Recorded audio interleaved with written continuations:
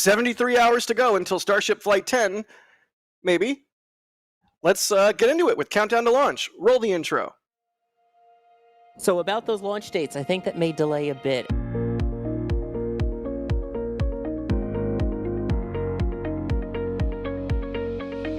have liftoff. Propulsion continues to be nominal.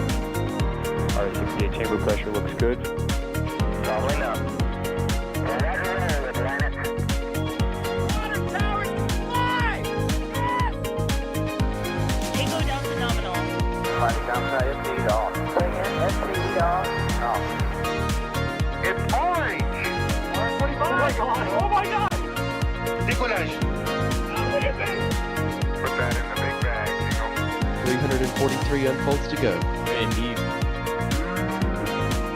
We rise together back to the moon and beyond. There's nothing to be igniting flare, correct? Ship 36 just blew up. Yikes. Keep that. Sure. We don't need any more of these.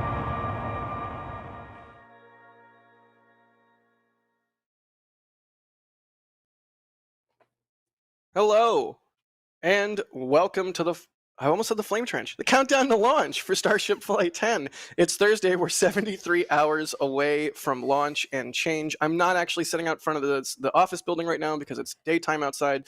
This is a picture I took a couple nights ago. But hi, I'm Jack Beyer for NSF, and this is Countdown to Launch. As always, we're going to discuss where everything is in the state of play leading up to Starship Flight 10, which will hopefully be on Sunday. But luckily, you don't have to just listen to me. You can also listen to our other expert commentators. No, I shouldn't say other because I'm not. Anyway, Max. We have Max on today. Max, how are you doing, good buddy? I don't know if expert is the right Muted. word there, Jack. Oh, am I muted? Oh, no. There we go. I don't know if expert is the right word. As you can see, I was just muted. But yes, good afternoon, everybody. It's quite unusual to be talking to you when it's not midnight or like 2 a.m. or 4 a.m., whatever it is. And we're also talking Starship today as opposed to Falcon 9. So here we go.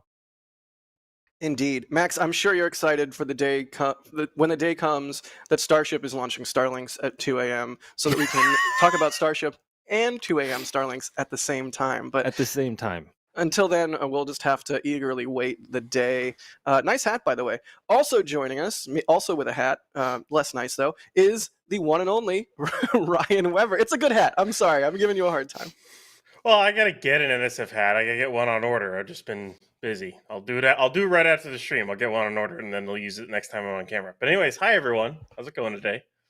It's going great. It's things are starting to really ramp up ahead of Flight 10. The feeling is in the air. There's like sort of an electricity. More and more people are showing up here in Starbase as we get closer and closer to launch. Just 73 hours and change to go. I know I keep saying that, but it's like kind of mind-blowing to me. Also, a lot to get done in the meantime.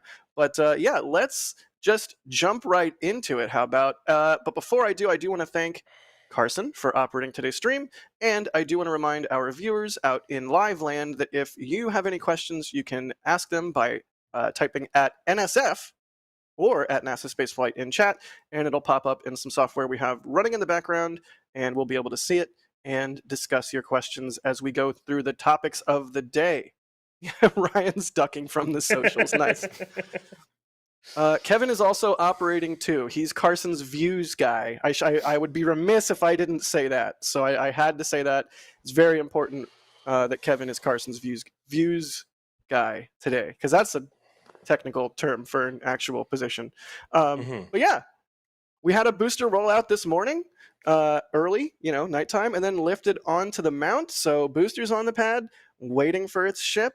And today has been just like NOTAM and NOTMAR and Hazard Notice Central. So a lot of different things falling into place. But right as we went live, we did get a little bit of breaking news that the technical Starship update that we've all been eagerly awaiting. Yeah, hoping will happen rather than like an overview, like general, like got to go to multiplanetary society. Like, yes, absolutely. We all know and agree that. Tell us the details. How are you doing on HLS?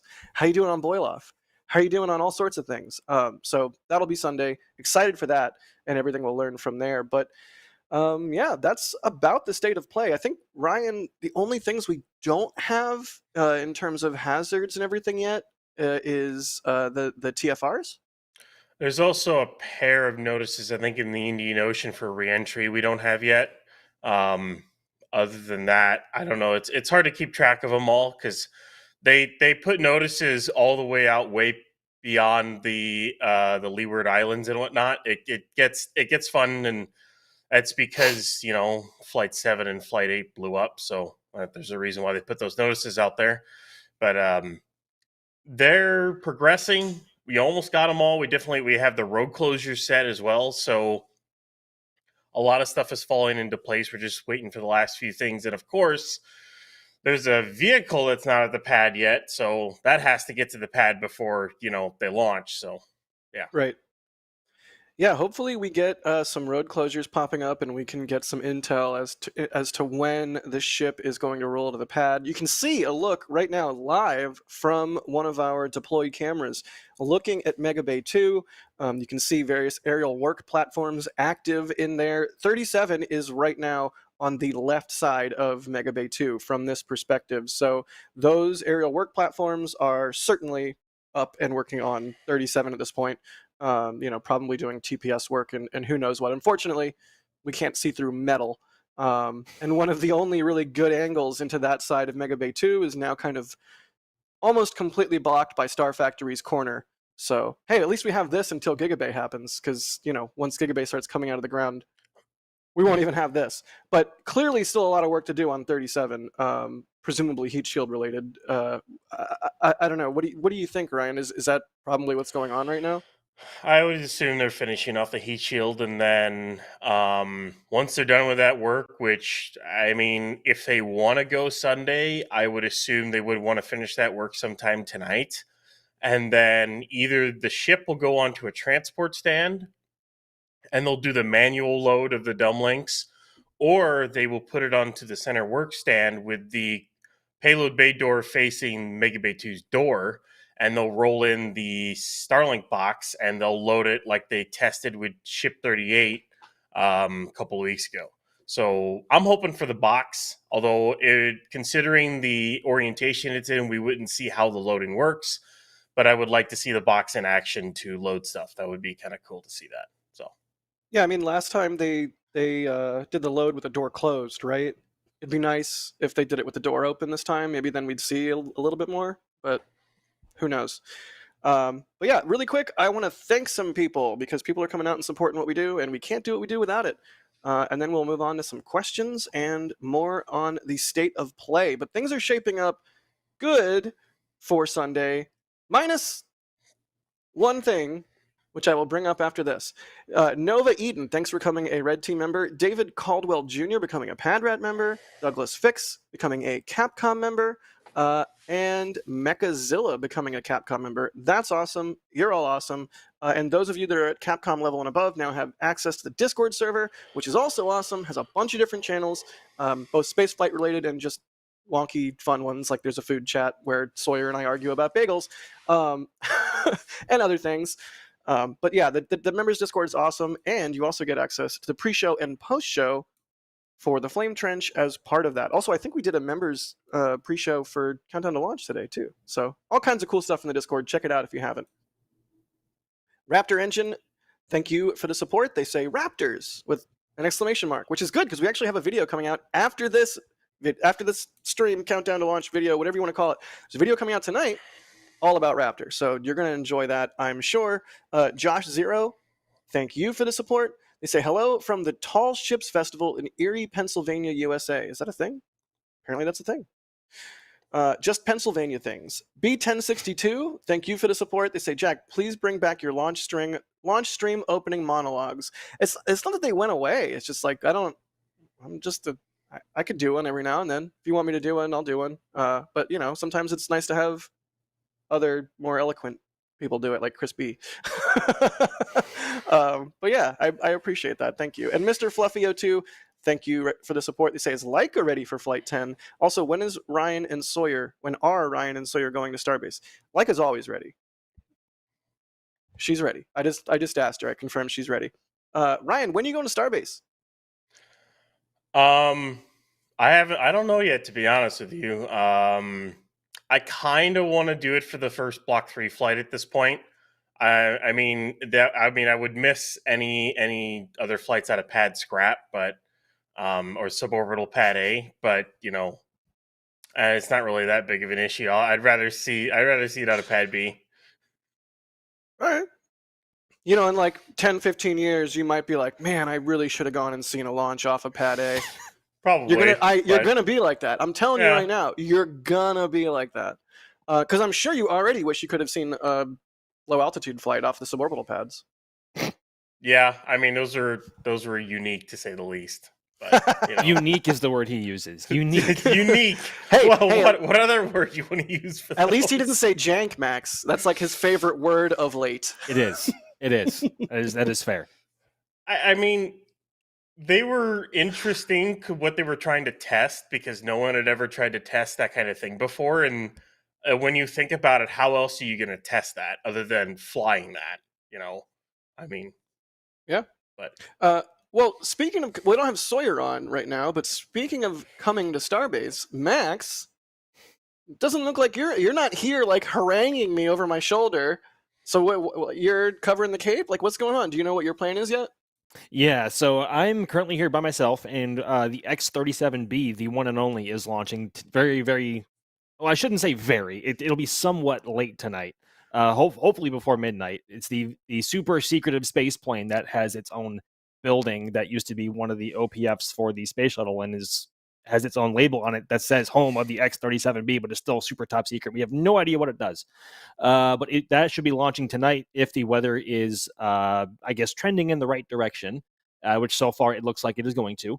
And essentially, we need coverage of that, and I wanted to cover that before I left. And if all goes well, I should be leaving bright and early tomorrow morning, and I will be making the drive, the perilous 20-ish hour drive, all the way from the Space Coast of Florida, all the way down to the south of Texas, which should take. I mean, I should get there probably late Saturday morning if all goes well. I'm hoping to have a pretty decent rest stop in there because that drive is pretty perilous, especially after doing 15 hours in a row by yourself.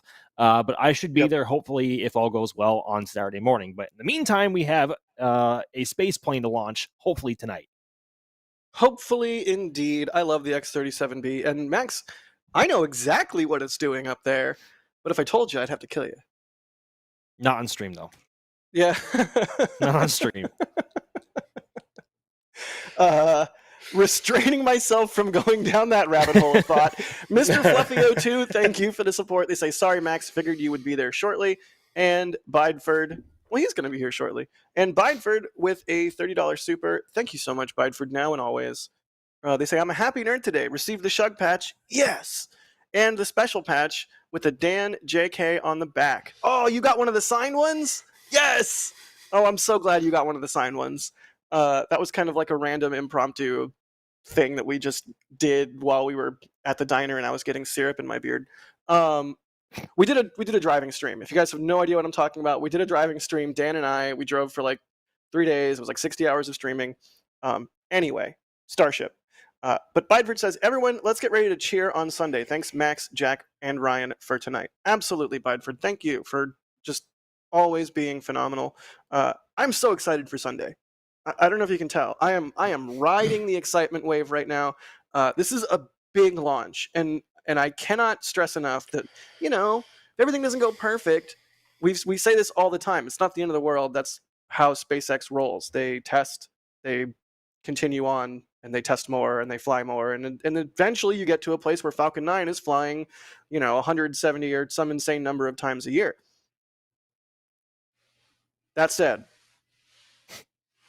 Sunday really needs to go well. Sunday really needs to go well for so many reasons and more.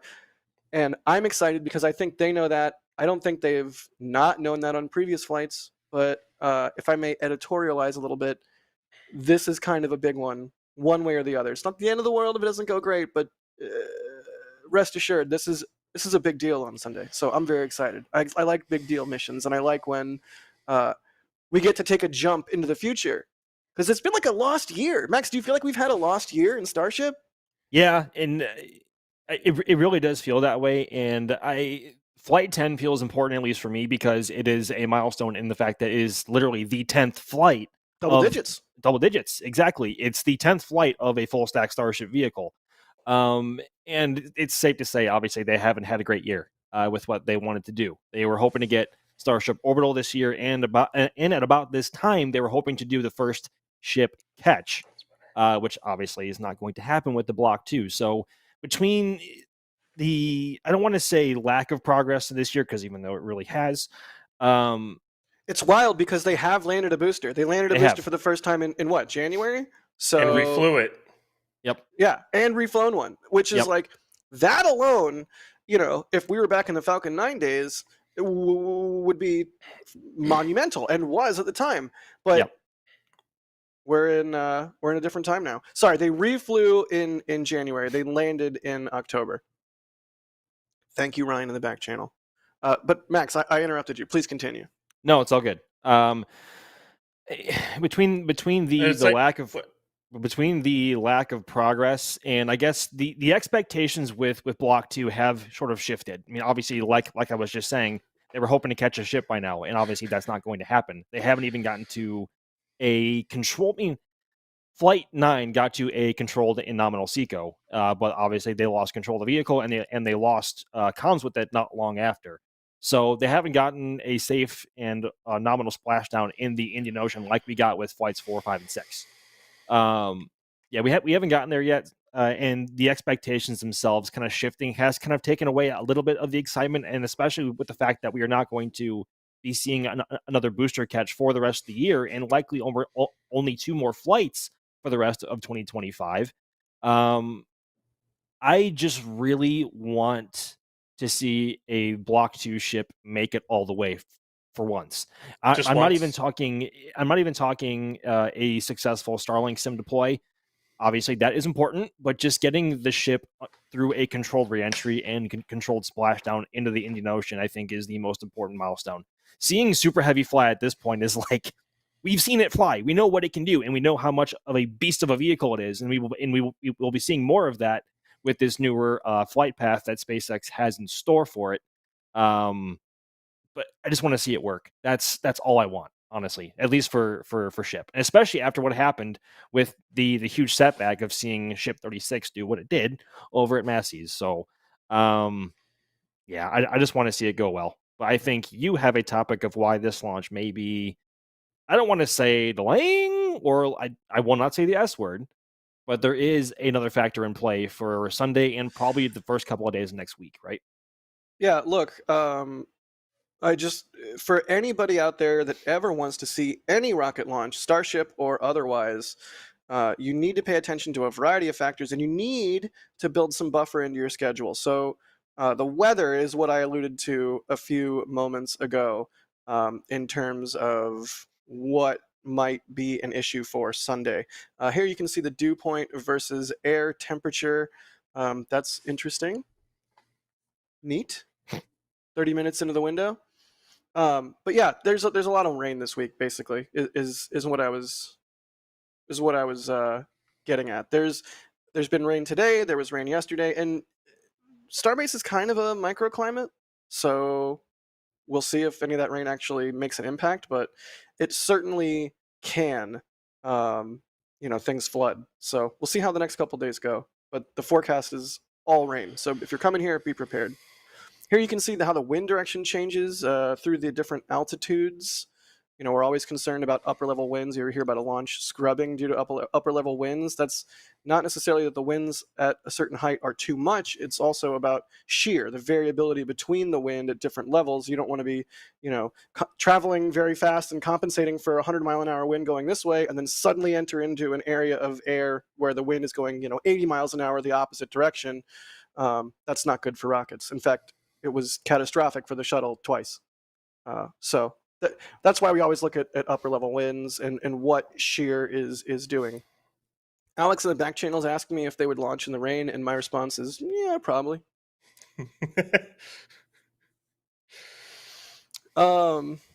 Yeah, cool. This is a very long wind shear graphic. Ryan, do you You have have to go anything all the say way through the atmosphere. do you have anything to say about shear, Ryan? Wind shear is never great. I'll just put it that way. Doesn't matter what vehicle you are, even if you're a car on the road. If you got decent wind shear, it's not fun to drive in that. I've had to drive out. It was like North Dakota, and like the wind was like a solid 40, 50 miles an hour. You could, if you're not like holding on the steering wheel, it'll push your car off. It'll start pushing your car all the wrong way. So it's like a vehicle as big as Starship, you think, oh, that mass, that size, that'll it'll be fine. Well, no, not necessarily. Wind shear is always a problem, period. So it's the one thing SpaceX always has to look out for. They have limits on them. And I mean, if it pushes into like Tuesday is where it gets mostly sunny, Tuesday, Wednesday. So, I mean, it wouldn't be the worst thing if it pushed for me at least, but I don't know about everyone else. And also, as well, Starship is one of the most vulnerable rockets when it comes to wind shear because of the flaps on top of the ship. That makes it very unstable, especially if the wind is blowing in just the right direction, because that is more surface for the wind to interact with and cause more drag and just cause Starship, I guess, to do things that SpaceX doesn't want it to do. So what the wind has to play nice, and not only just for Starship, but really for any rockets flying. It's a huge deal, especially here in Florida, where the weather can change rather quickly. Indeed. So we'll have to keep our eyes on the weather. I mean, right now in this live view, I'm not seeing puddles of water, so that's good. But like, I went to Walmart yesterday, and there was parts of the parking lot that were flooded. Like, when we get even like a couple inches of rain here in a short period of time, it can get rough fast. So we'll see what happens. It's also the case where you could be in Brownsville and it could be like apocalyptic, like biblical, like Noah's Ark level rain, and then you make the drive out to Starbase. You get there 30 minutes later and you turn around, you see the wall of hell weather behind you, and meanwhile Boca is just like blue sky, sunny. Like, it literally is a microclimate. So who knows? It could be that it's storming and apocalypse, the entire time that you're not at Starbase, and then once you get there, it's fine. Either way, you should be prepared. You should absolutely be prepared for wet weather. Have a raincoat, have an umbrella if you are planning on coming for the launch, because who knows? Also, like, lightning safety. Max, I know you know lightning safety because you live in Florida, and you literally have to. It's like you need to know alligator safety, lightning safety, and Florida man safety. Like, those are the three things when you move to Florida you have to get locked down. But like, for those people that don't know, if you're out in the dunes or on the beach and you see lightning approaching, you should get inside. You should get in, you should take shelter, right? Like, even with a Starship tower nearby that's very tall, you just don't want to mess with that, right? Or you're like, nah, it's fine. No, you don't want to mess with rain, with lightning at all. There's a reason why airports close due to lightning is because it's a big, wide open area. Because of course there's not a lot of towers around there because you don't want planes to hit that. So if you're standing out on the ramp there, you can get struck by lightning. Just out of happenstance, because there's not a lot of stuff for the lightning to strike that's taller around you unless you're even standing next to a plane. So lightning's always a danger around that stuff. So yeah, you want to be careful.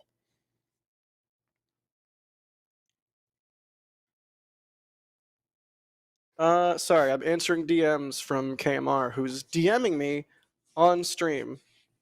Thank you, KMR.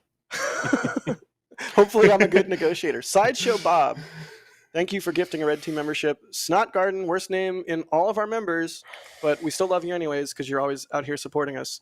They say, thanks for this stellar coverage. Stellar, it's a pun.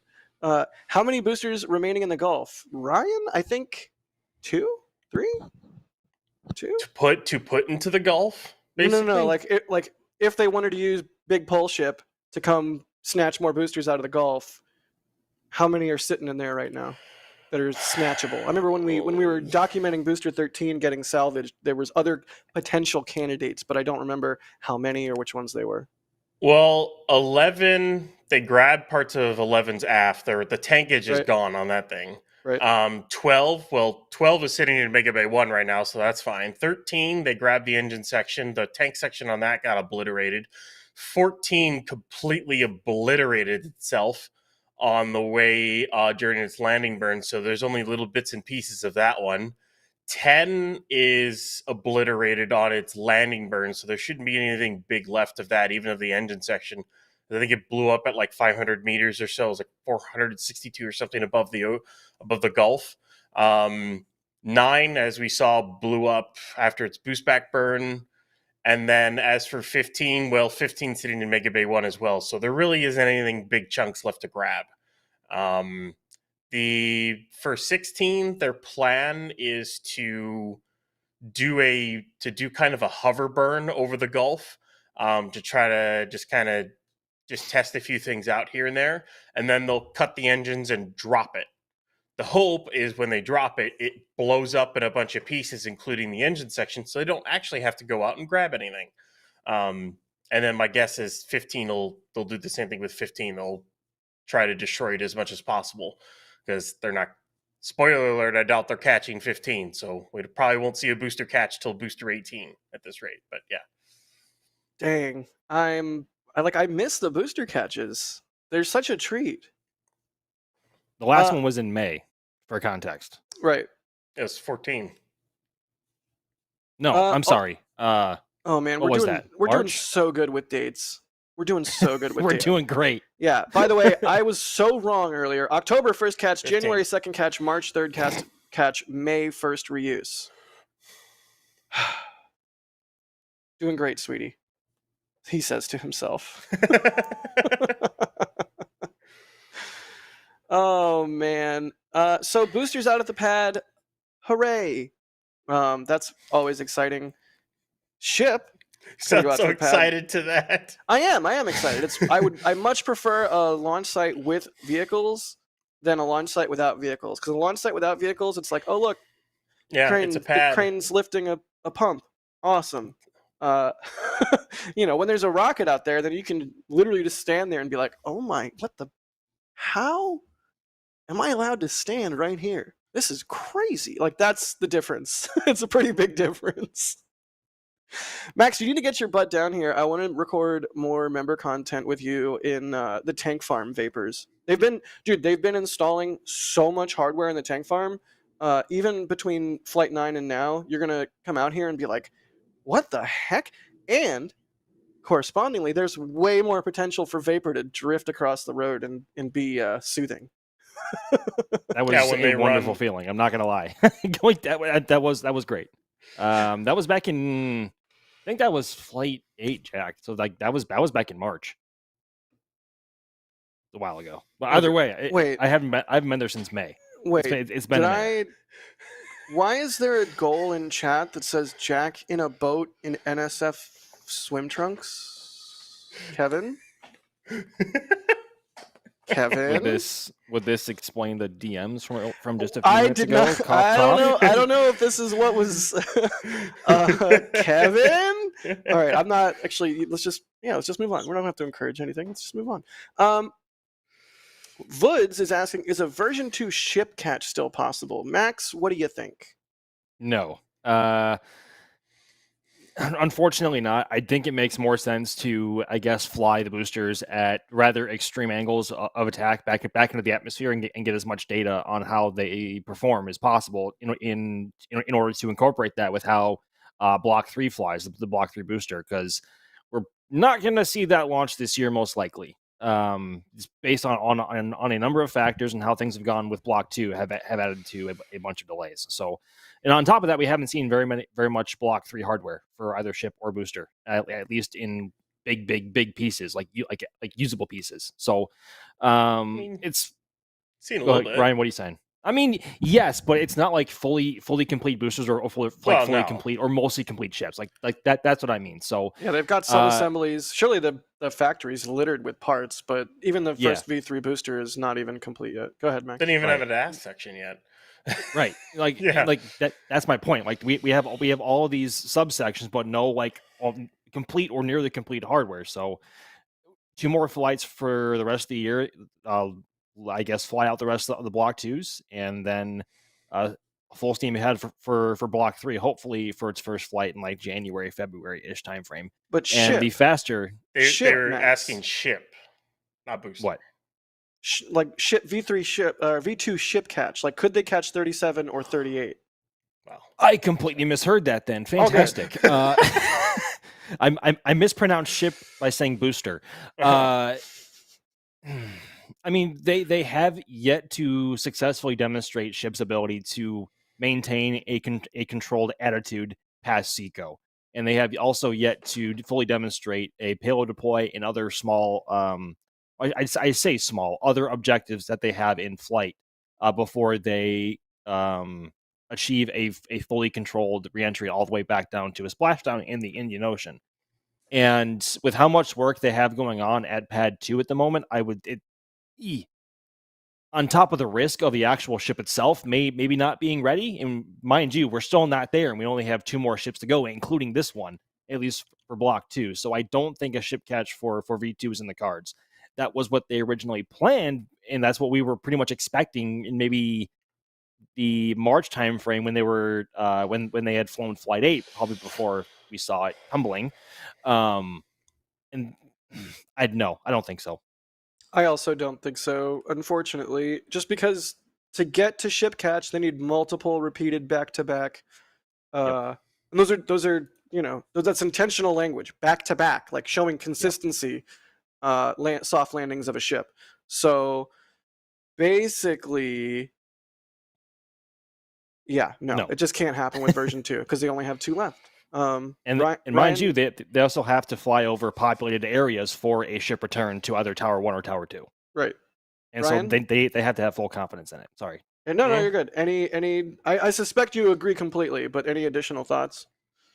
Oh, like they haven't even, I mean, yeah, Block 1 survived reentry, but I mean, there's changes on this heat shield, and they haven't even demonstrated the thing can get through a controlled reentry without burning up. And not only that, they supposedly still plan on taking tiles off to stress test other areas. If they lose the vehicle due to those stress testing, well, they're definitely not going to get the site off on 38. And even then, I would want them, at least me, I would want them at least 2, possibly 3 in a row to demonstrate that they can control it, so that they can actually get to orbit. Because you have to remember, to bring a ship back, they need to be able to do a deorbit burn. And with Block 2, they haven't been able to fire the engine yet in space. Not saying that it won't work. I'm just saying they haven't been able to demonstrate that they can do it yet because of how developmental the program is. They need to kind of demonstrate that to agencies so that they will allow them to get into orbit and then deorbit themselves and fly back over land to then be caught. So there's a lot there that they have to do, and to just do it with 38 is just kind of pointless at this point. There's a lot of changes. There's even changes to the catch points at this point on Block 3. We've already seen that. They've moved up a little bit. There's changes already on that, so you might as well just try to catch on a Block 3 at this point. You fly 37, 38 this year, and then hopefully 39, which just got stacked on its payload bay a couple of days ago. You hope that's ready February. Going by Block 2 timelines, it would be ready early February, sometime in February, really. And that's assuming that the entire test campaign goes well with a brand new ship, brand new booster, and brand new pad. But I don't think they fly. I don't think they go to orbit with the last 2. I think it's all suborbital. It's crazy to think that the last time we saw an in-space relight demonstration was Flight 6 back in November of last year. That was the last time we saw an in-flight relight demonstration. Did they do it, or did they just try to do it? They did. I think they actually did it. It's all a blur. The hilarious thing is you look at Flight 5, the catch of 12, and the pinpoint landing of 30, and whatnot. That was the peak. That is the peak of the Starship program. Yes, they reused the booster, but they have not replicated that flight since, and we're almost a year since that flight, and they haven't replicated it. I Pretty hope wild. I hope they replicate it here. Obviously, they're not catching the booster, but I hope they at least get a ship landing.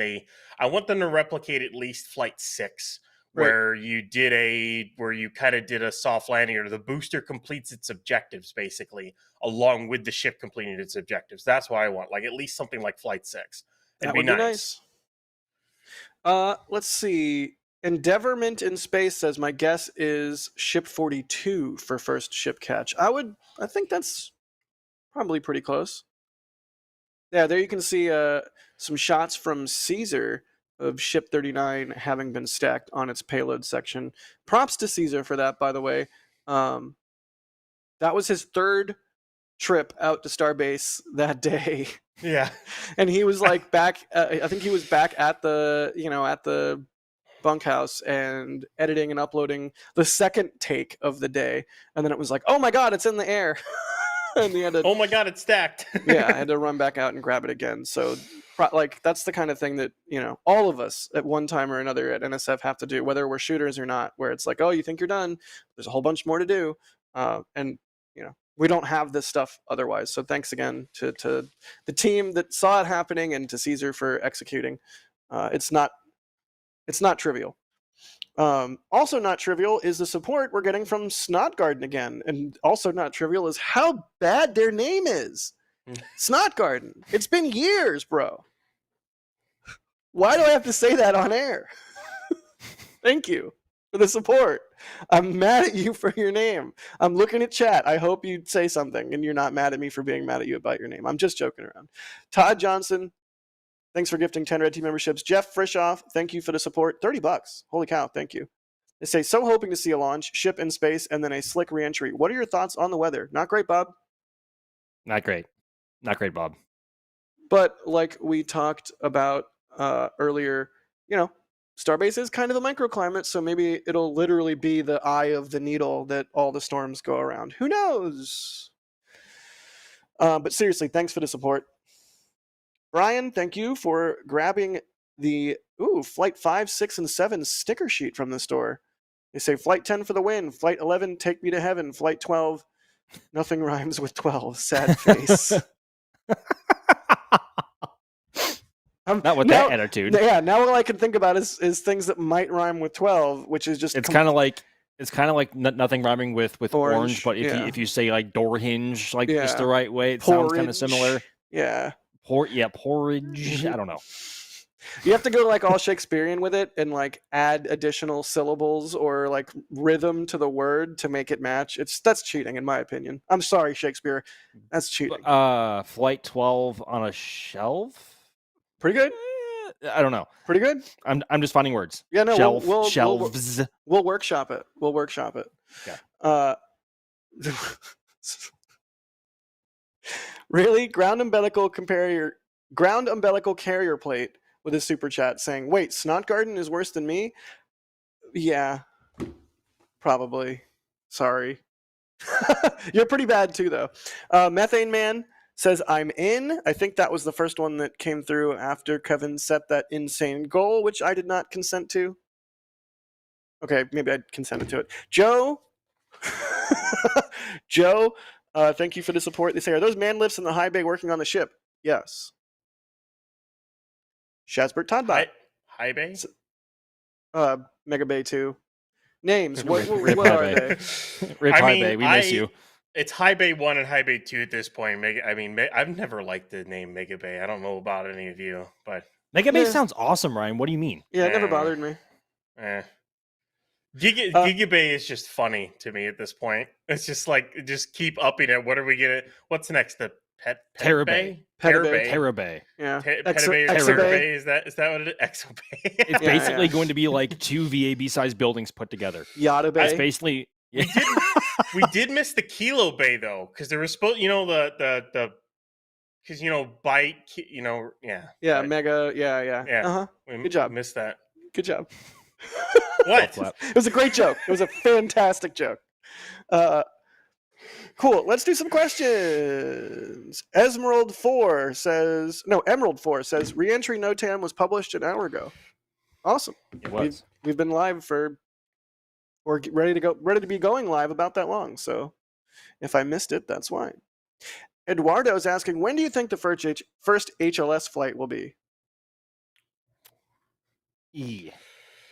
That entirely depends on how 2028. well Block 3 starts off. Like 2028. Easy answer. Done. Yeah, remember when I just want to say, remember when we were all going into Ship 33 and Booster 14 and we're all like, "Oh, this is a great new era for the program," and then they're gonna launch 33, then they're gonna get 34 into orbit and maybe try to catch 34 or 35. Remember that? Remember that? Yeah, I do. Yeah, I hope good Block old- 3 goes better. I really hope it does. Better times. Better times. It'd The be good hard. old days. It'd certainly be hard for it to go worse. I had pad fallbacks would be Yeah, that's the way pretty for hard. it to go worse. That's a I hard. would Yeah, I would That's say like- that, if Pad 39, fallback is like Ryan's favorite series of words to say right now. I swear to God. If 39 and 18 did a pad fallback on pad B, He said that it would again. definitely He be said it worse. He said it again. I mean, in the grand scheme of things, if it were to happen, and none of us want that to happen, to be clear, but if it No. were to happen, now's the least worst time for it to happen. Because pad 2's almost done. It is getting really, really close. Dude, a pad fallback is a really big boom with a That's- lot of propellant. It would probably damage pad 2 a little bit. Oh yeah, damage a lot of things, including. We don't have to go down that route. Yes. Okay. Let's keep doing some more questions. Alexander is asking, do you believe it's going on the 24th? Ooh, I say 50-50.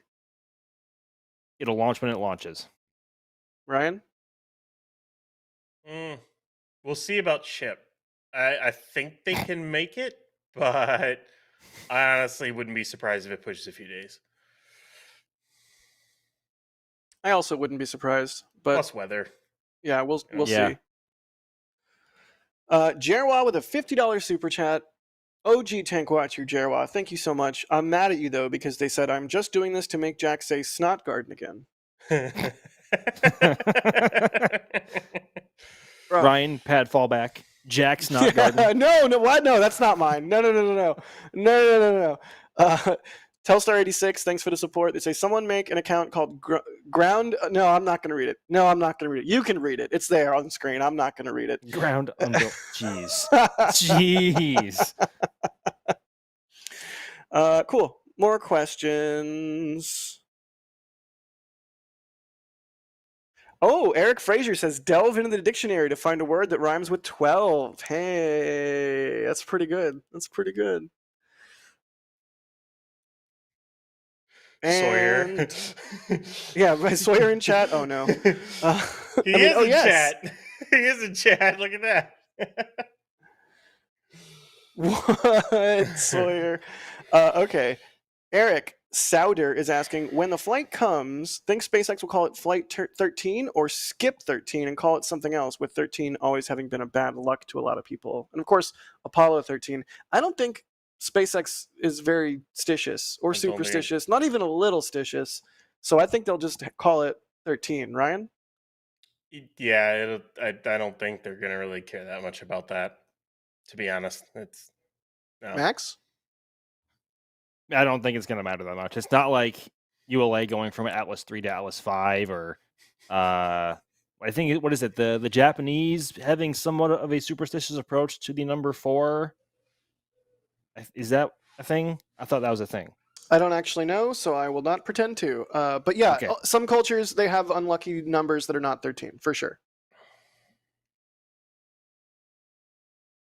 But yeah, I don't think that'll be an issue.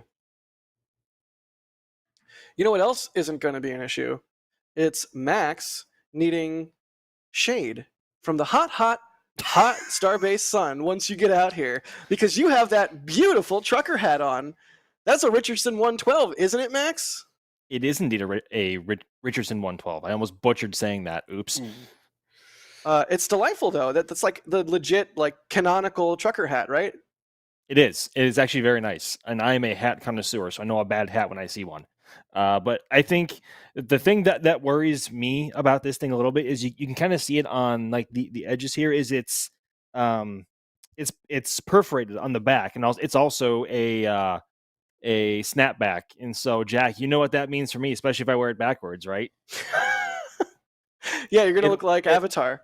Yeah, it still lets some sun through the back, and especially where obviously there's no coverage with the snapback. So if you're wearing one of these, be cautious, especially if you're bald. I think it's a very big asterisk. If you're bald and you're wearing one of these hats, just be careful. I mean, I think Still that's a thing with any hat. But we did just recently put the trucker hats in the store. They are authentic Richardson 112s, and we do now have 2 brand spanking new designs on them as of today. We got the full stack design, which I love, being a fan of synthwave and that sort of aesthetic. And also we have the super heavy swim club design as well available, and that's appropriate because, of course, super heavy is going for a swim again on this flight. But yeah, one of the many ways you can support us, head on over to the shop, check out the new trucker hats. Again, they're Richardson 112s. I don't know anything about hats, but I know that's important to people who care about trucker hats. I always just wear, like, I don't know, what do people expect me to wear? Fedoras or something. I don't wear fedoras. but I expect people expect me to wear fedoras. When NSF fedora? No. It's too powerful. It's too powerful. But the NSF trucker hats are just the right amount of powerful, so check them out. NSF Fez? I don't know. NSF Fez. Doctor Who! There you go. Doctor Who reference for anyone who gets it. Can we get one of those, like, British soldier guys that, like, guard Buckingham Palace? Like, the big, tall... Like, oh my God! Can we get an NSF one of those? And there's only one of them, and you have to fight Chris B for it. Fight Chris B for it. I'm down for that. I like that. See, that's what we should have as the goal. Not Jack in the boat in swim trunks. It should be giant NSF bearskin hat thing for Chris B. And if you want it, you have to fight him. That's way better. Oh, goodness. Gabriel GG is asking, is it true that the version 3 ship could be the same height as Falcon 9? Ryan? Well, we don't know exactly what height the Block 3 version 3 ship is going to be yet until they finish it. The numbers they gave during the presentation were a little weird, to say the least. They didn't seem right, because they mentioned the Flightline ship was actually kind of, I think it was the Block 1 height is what they mentioned it, or something like that.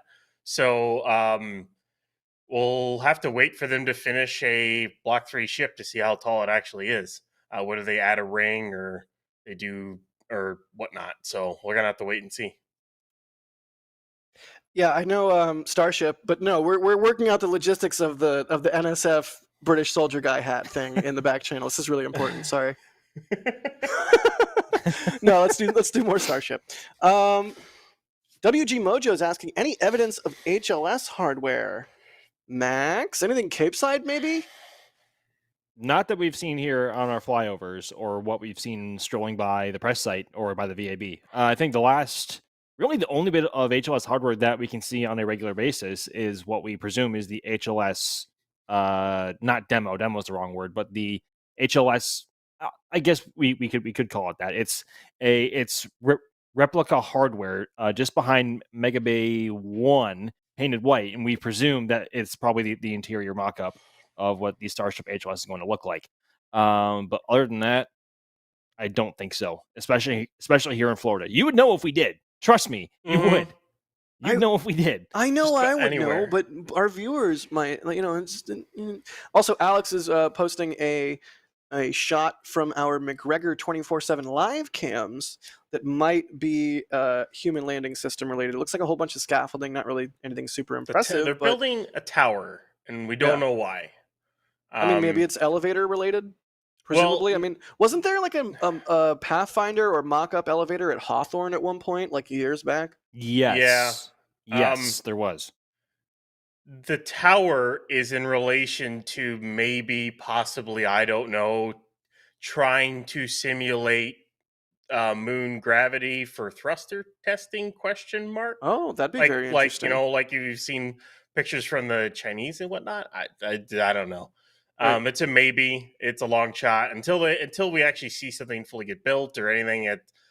Right now, it's probably tucked in the factory somewhere as they're designing, because who knows what they have in that 1 million square foot factory that is HLS or tanker ship related or crude ship related. We don't really know because we can't see all the way in there. So Yeah. Friend of the show, friend of the channel, whatever.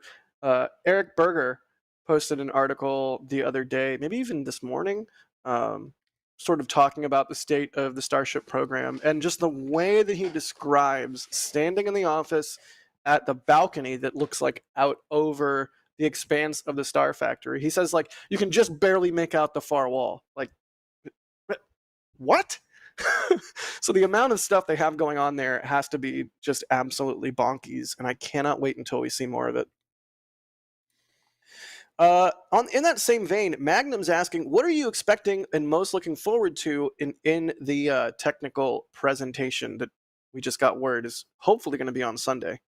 Ryan, I'll let you take that one first. What are you most excited for from a notional Starship technical presentation? if it is a true technical, like what he used to do back in the 2019 days, or when Elon used to post the top-down shots of like Booster 4's engine plumbing, I want a shot of Booster 18's aft because they haven't stacked it yet. I want a shot of that with the plumbing installed, the landing tank, how it integrates into the new larger transfer tube, the way, how that dome, or actually the lack of a dome, what it seems to be work, because it just seems to be a puck of steel. I'd love to see if we get confirmation on that. The forward dome, how are they protecting the forward dome on hot staging? Are they doing an ablative later, or are you doing some kind of the metallic tiles that they're going to put on the aft? Cork. It would be really, really cool to talk about the harmonic issues they had with 33 and what they did to fix it. Absolutely. And then what they did to permanently solve it on Block 3. I think that would be really, really cool to understand, like, what they saw, how they fixed it, and what they did. I mean, there's a lot of things I would love to see that we obviously won't, because ITAR and proprietary stuff. Like, just show me the blueprint drawings, please, and thank you. I mean, I'd love that, but that's not going to happen. Right.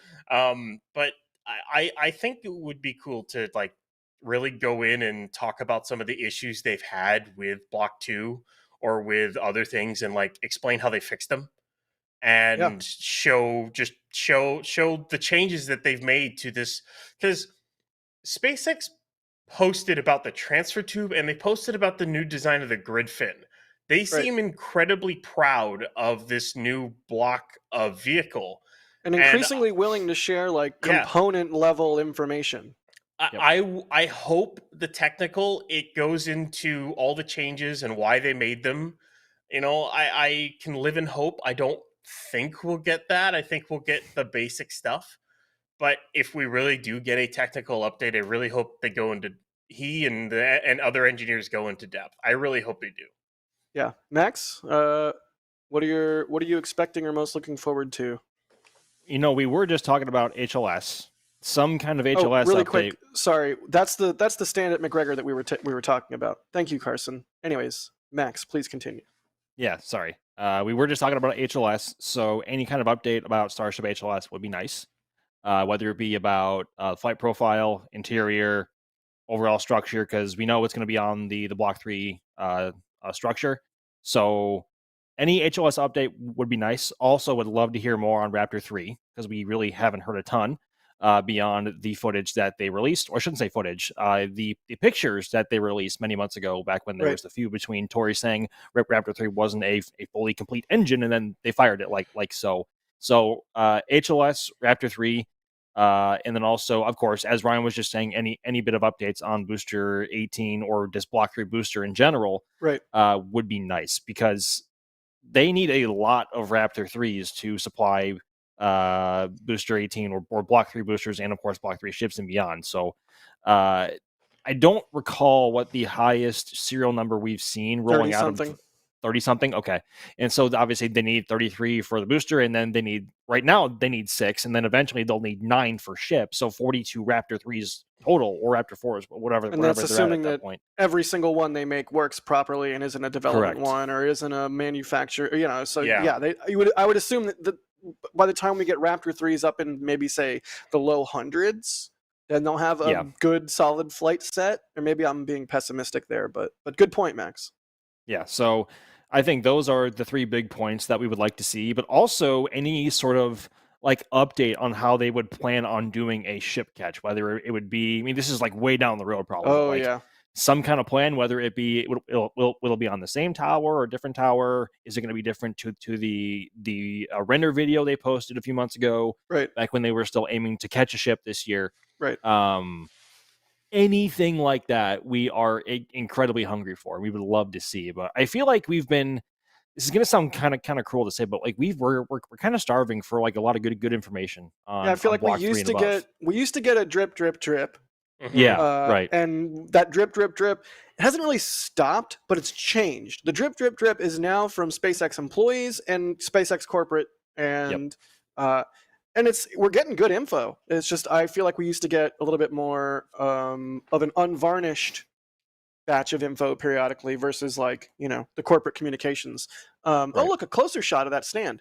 For me, just to quickly answer this, because we are getting close to our wrap point here, in situ resource utilization plans for Mars, because we know, what was it, Tom Mueller was working on that for like 5 years before he left SpaceX. So any detail on in situ resource utilization, any detail on Starship cabin interiors and Eclipse, including how you're expected to exist inside this vehicle during launch and landing, anything related to propellant transfer hardware, anything related to human landing system hardware, and especially anything related to what can we expect, because, hey, I'm a photographer, with ship catch, because that was a really good call out, Max. Absolutely.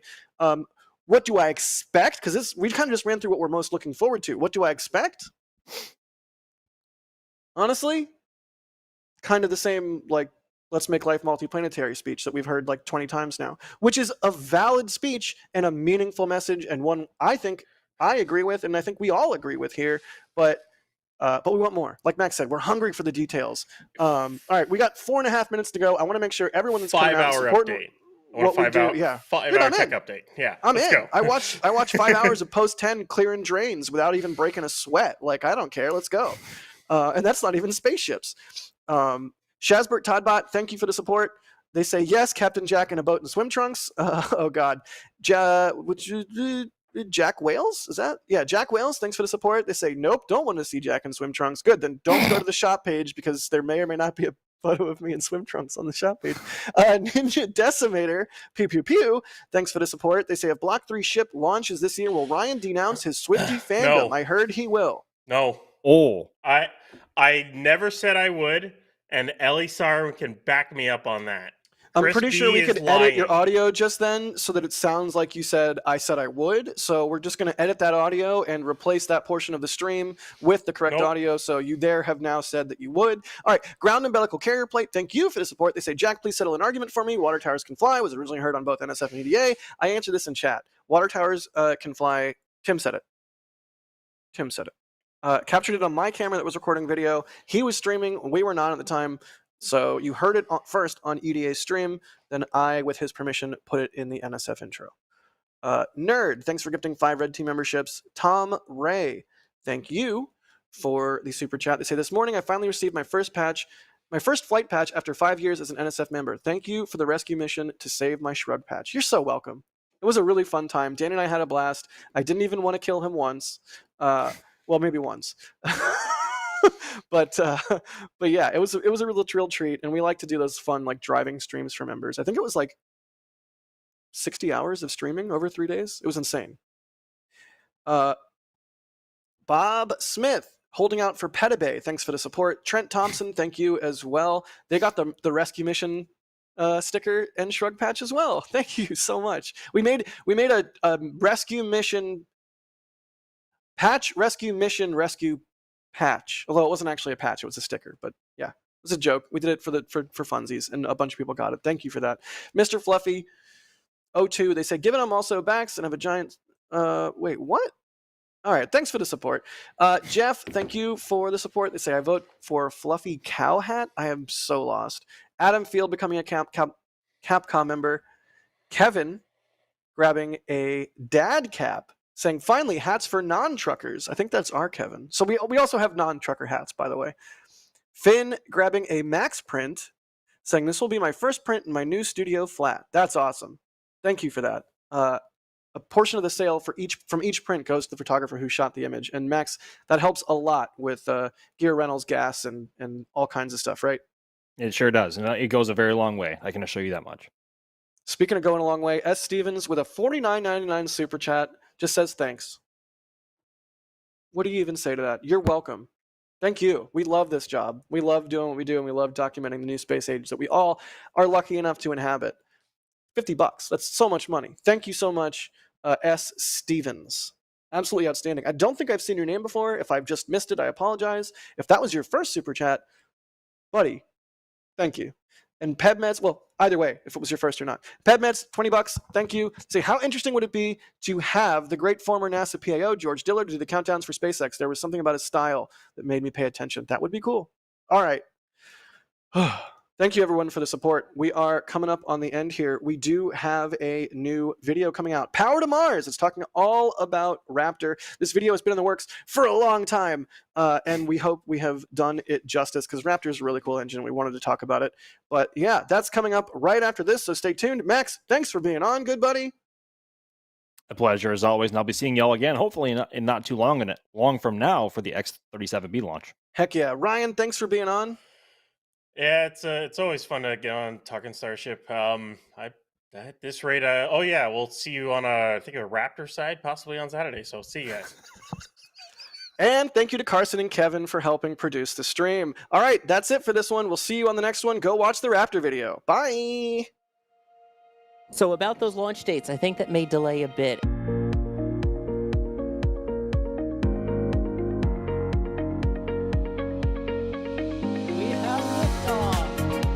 Propulsion continues to be normal. R68 chamber pressure looks good. Doubling up. Roger, planet. Water towers, fly! Yes! Tango down to nominal. Flight outside speed off. Bring in SPD off. It's orange! Oh my god! Oh my god! Decollage. What is it? Put that in the big bag, Jingle. 343 unfolds to go. Indeed. We rise together back to the moon and beyond. It's meant to be exciting and clear, correct?